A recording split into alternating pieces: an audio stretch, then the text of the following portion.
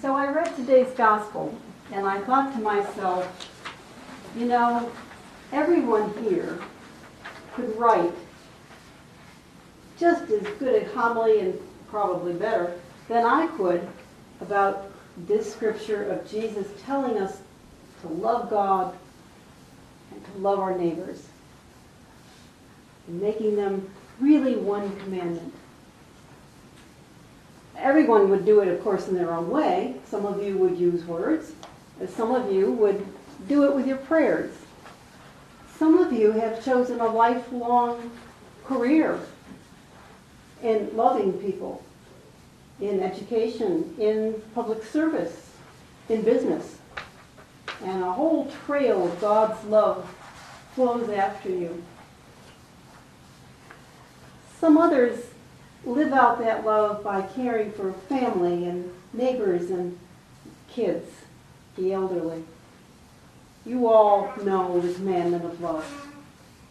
So what I thought I would do is I would talk about a man who knew how to both speak it and act it. And he did this in an amazing way. And that would be St. Paul. St. Paul wrote this letter to the Thessalonians that we read as our second reading. He wrote it to the church at Thessaloniki, which is the current Greek way to say it. I went on YouTube. Watch travel logs. And so this letter is both historic and really very interesting in its own right. But let's start with the map. I gave you little maps. Does everyone have one? Does anyone need one? Okay. And I tried to highlight the cities because it's not really big print, but that's what I could do. And this blue here is the Mediterranean Sea. And down here in the corner is Jerusalem. This is North Africa, the boot of Italy, of course, Greece, and Asia Minor. So Paul started down here in Jerusalem, and he walked.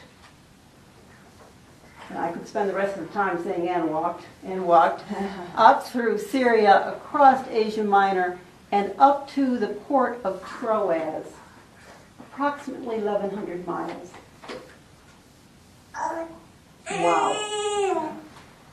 All right, and then he took a boat over to Philippi in Greece. And spent time there at Philippi. We have a letter in our New Testament, a letter to the Philippians. And then he went down to Thessalonica, Berea, just below that. It's a mere 100 miles from Philippi to Thessalonica. Down to Athens, Corinth, and then in a stroke of genius said, I'm taking a boat home. So he went over, he made a port stop at Ephesus where he'd already founded a church, and then on home. So that's Paul's second missionary journey. Thessalonica is and was, all these years, the capital of the Macedonian area of Greece, not to be confused with the new Republic of Macedonia, which is not part of Greece.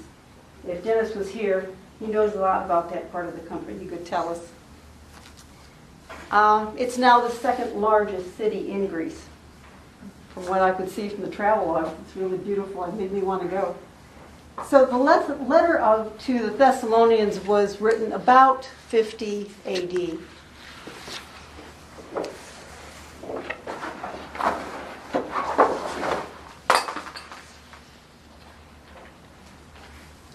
Probably the oldest book in our New Testament. There's some contention about whether the letter to Thessalonians and Galatia were written, but they were written within a year or two of each other. So Paul wrote this about 50 AD. He has a special trademark greeting that he uses in all his letters. Traditionally, a letter of that time would have said, "Hi, it's Sam. Boy, have I been successful in the last few months." It would tell about the good things that happened to the person who was writing. In Paul's letters, the letters all start with how God has blessed the person or church he is writing to. It's about the blessings of God. And we already mentioned it was during his second missionary journey it was written, and probably from Corinth, and I'll explain why in Corinth in just a minute.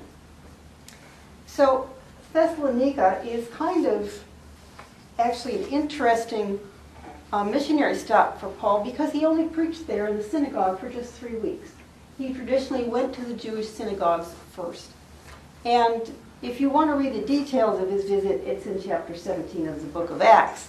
But the message was well received by the Jews there, the message that Jesus was the Messiah, was crucified and resurrected. The Gentiles, there was a community of Gentiles who also worshipped with the Jews. They received the message very well, many of them.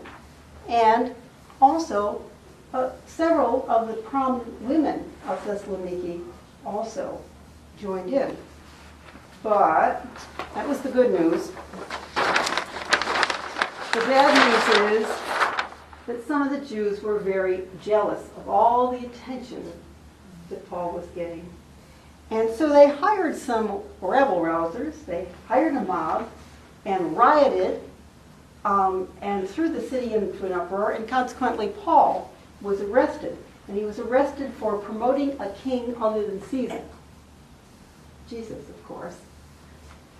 But he was released, and with the help of the new converts, he escaped to Berea, which was probably less than 100 miles south. And Berea, he was very well received. His message was well received. People converted to his message.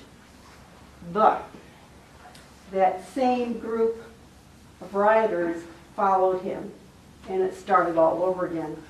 And he decided what he needed to do was to make a significant move away from there. And so he took a boat down 500 miles south to Athens, the capital of Greece. Athens, of course, is famous for its gathering of philosophers.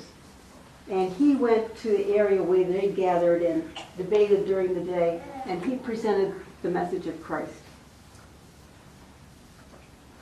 God. They had nothing much more to say than to laugh and ridicule there. And he had very few converts in Athens. But he left us one very precious gift from his trip to Athens, and that is this quote from Paul. In him we live and move and have our being. I'm sure you've heard that, and if you haven't thought about that expression, you'll hear it again in the preface to the Mass today. So when he left Athens, he moved on to Corinth. Corinth is that big hand-type peninsula at the very bottom of Greece on your map. Some good things really happened in Corinth. He met Aquila and Priscilla, both tent makers like Paul. They had been persecuted in Rome and kicked out by Caesar and came to Corinth, and they became very significant leaders in building the Christian church. But once again, people started feeling jealous, and again he was opposed and shouted down by the Jews. And this was a major turning point for Paul, because he said to them, from now on I will go to the Gentiles. From this point on, he didn't go first to the Jewish synagogues. He went, particularly the Christians used to gather out by the riversides in these large cities, and that's where he would go to find them. So he has changed, in this journey, he has changed his approach to his missionary work.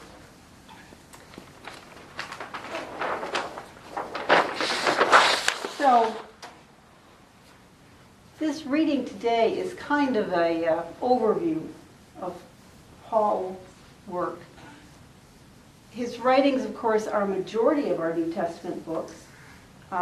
In later years, they have disputed whether some of them were actually written by Paul's hand or directly dictated by Paul, but nevertheless, many of the New Testament books, the majority of them, are either written by Paul or from his school of disciples.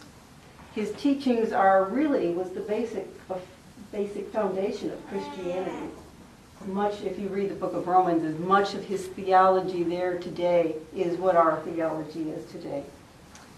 His behavior, faith, and beliefs are imitated with joy, even when people are persecuted. That's what he says of the people in Thessaloniki, that they were persecuted, but the joy remained. They had grasped the joy of the Christian faith, grasped the joy of Jesus'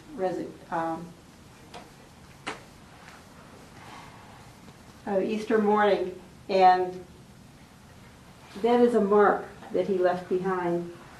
Particularly the people in Thessaloniki, they had a strong faith which became a model for the entire area.